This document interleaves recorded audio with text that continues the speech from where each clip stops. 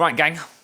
Quick fire round in relation to understanding the difference between ultramarathon-based nutrition and endurance triathlon Ironman-based nutrition. Now, the key thing to understand when it comes down to these sort of parameters of performance, what we're looking at is the time we're actually doing them. Obviously, from an ultramarathon perspective, usually anything over 50k counts as an ultramarathon, but we're looking for my personal journey is going to be 110. Those that have already watched the channel before, I've done an Ironman. Now, the big key difference from a biological standpoint is that when you're doing a triathlon, sprint tri, Olympic tri, Ironman, half iron, or whatever it is, marathon, your heart rate is going to be above zone 3, on 140 BPM. In that respect, your body's going to be running mainly on carbohydrate. Now, what you'll also see within an ultra, because you're running up and down hills, your heart rate is going to fluctuate, which means that you're going to be running anything from 120 all the way up to 180. So the difference in fuel type that you're going to be using is the most important thing. So what I'm going to go through now is what I'm going to go through over my training block for the ultra, and also the different factors to consider, not just from a gel perspective, but from everything else. First things first, obviously from pure electrolytes and sodium. Sodium is the most important thing that you have for hydration. What sodium does is actually allows the electrical current through muscles to be conducted so that you can be more effective. The reason why you cramp is because you obviously lack of sodium. Whenever you're looking at a electrolyte product, make sure it's got a tiny bit of carbohydrate in there too, because that helps it absorb. For me, I've used these Striker 1,000 milligrams. For someone I'm 95 kilos, people have got a different sweat rate. Most people will sweat between 500 and 1,000 milligrams an hour. For me, I find these are really beneficial. I have one of these in the morning.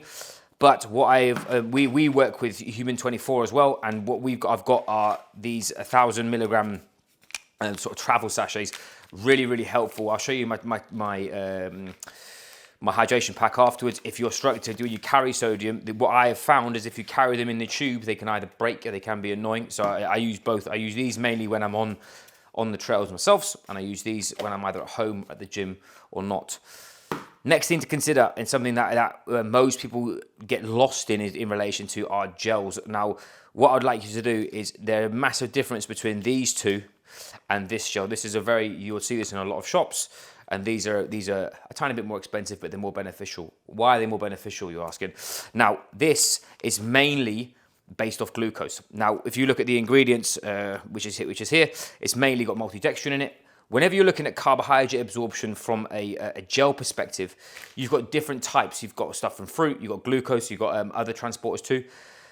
If you just have one type, what will happen is that that's when you'll see people have got the trots, or they're going to shit themselves, is because they've overused that transporter.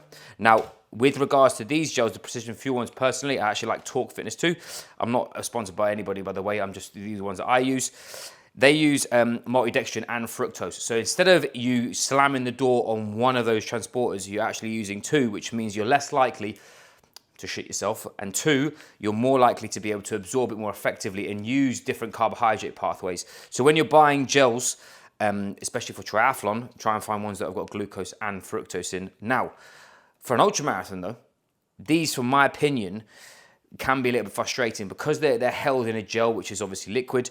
You're carrying extra weight, and when you're on a trail, what you're doing is you're carrying more in your pack, whether it's insulation for covering you.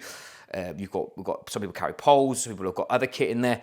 Adding more weight through water is not beneficial. Now, Precision Hydration also do carb chews, which I find are really beneficial. These are not just like sweets.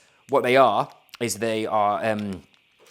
these are not like Haribo, sorry. What they are, they've got more carbohydrate. These got the same amount of carbs as one of these. You can see the size of them. Obviously, the weight's a lot less, so they're a lot more beneficial.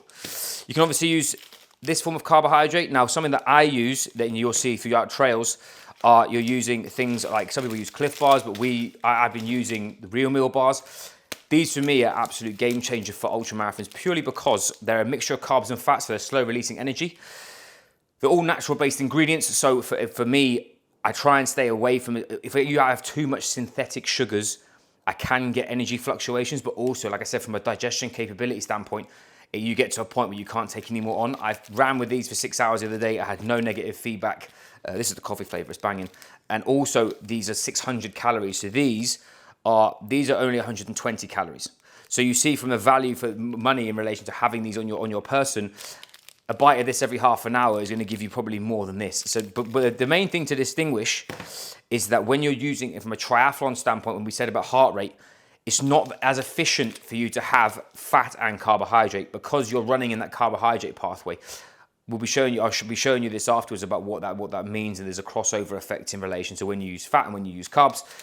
But these have got more sustainable energy. As mentioned, when you're going downhill, you're running at 120, which is using the fat pathway. As you're running uphill, you're going to be using more the carbohydrate or glycolytic pathway because you're going to be elevated heart rate and need more force and power. So carbs and fat, that's the difference between triathlon and ultras is you can run on both. For me, I undulate them. So I'll have a third of one of these. Next time I feed, next half an hour, I'll either have a gel or a chew. And the next half an hour, I try and have either a squares bar or something else solid.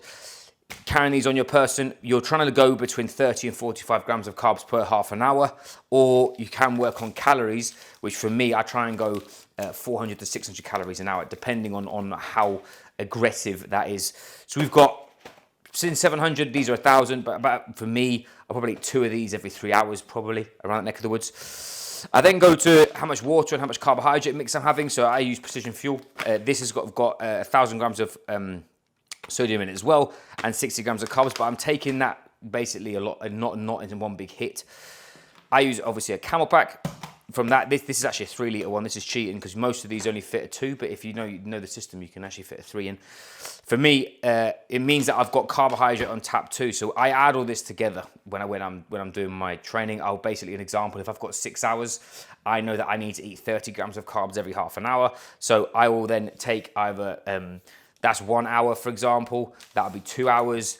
That'd be 3 and 4. You see what I mean? That's literally how basic and simple it is, and I measure out how much I think I'm going to need, how much water I'm going to need, which I'm going to need anywhere between 500 to a litre an hour, depending on how hot it is and how sweaty you are. Everybody's different. And then it comes down to the pack. I've literally just bought this. Has come through the door yesterday, and I've bought a 12 litre pack. My other pack's 8 litre. It has squashes on the front, which that's what I put 1 water and 1 just sodium. On the back, I have carb mix, which goes in the back there. This one's a 12 litre one, so it means I can just carry more stuff. It's got a hood pocket, and also it's got a deeper pocket. So when you do an ultra, you've got compulsory kit. You're probably not going to use all of it, but they make you carry it. So that's why you need a big one. Okay. And lastly, from that perspective, I think that's about it. I think from a personal standpoint. Whenever you're going to start thinking about training for an ultra, the one key thing for you to do is to trial this before you go for your race. Many people, what they'll do is they'll suddenly go from having no gels to going off and having 5 of these that have only got 1 type of carbohydrate in, and that's why they've got to go to the bathroom every 2 minutes, is because they're not used to it. You want to train as you're going to compete. So for me, it can get a little bit expensive, I'm not going to lie. But it means that if you're training whilst fueled, you have an opportunity to adapt, overcome, perform at your best, and then move forward. So I hope that's helped. That's literally my nutrition takeaway for how to train for an ultra. A little bit different to training for a triathlon. Layman's terms, it's horses for courses. Know what you're doing. And I wouldn't be scoffing one of these when I'm trying to go for a marathon, because these will stick to your teeth. Anyway, gang, I hope that's helpful. If you have any questions or you've got any personal queries in relation to your base nutrition, drop a comment below. I'm more than happy to help you.